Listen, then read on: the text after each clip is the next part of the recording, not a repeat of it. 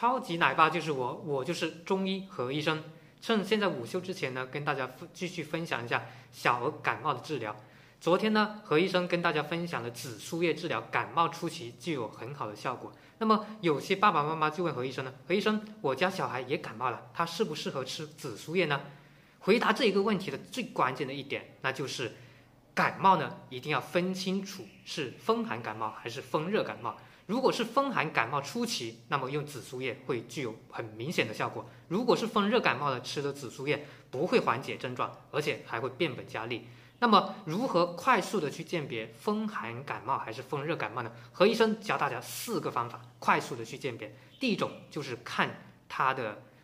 想不想喝水，如果小孩子想喝水的，而且喝很多冷水的，那么这种就是风热感冒。如果是不想喝水，甚至呢喝热水的，那么就是风寒感冒。第二种就是看他鼻涕的颜色，如果是鼻涕是黄的，就是风热感冒；鼻涕是白的，那就是风寒感冒。第三个呢，就是看小便，如果小便是黄的，一般是风热感冒；如果是白的，那么就是风寒感冒。第4种就是非常关键的，那么何医生呢也是经常在临床上必须要运用的，那就是看舌苔。如果舌苔是黄的，舌头呢又是很红的，那这种呢一般是风热感冒。如果是舌苔是白色的，而且呢舌头也不红，淡淡的颜色的，那么这种呢一般是风寒感冒。那么这4种方法呢是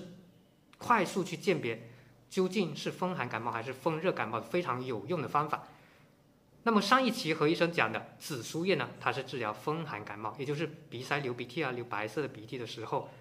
或者小便白的时候，舌头呢淡淡的，舌苔也是白的，也不想喝水的，那这种风寒感冒的初期的时候呢，用紫苏叶就有非常好的效果。那么何医生再跟大家分享，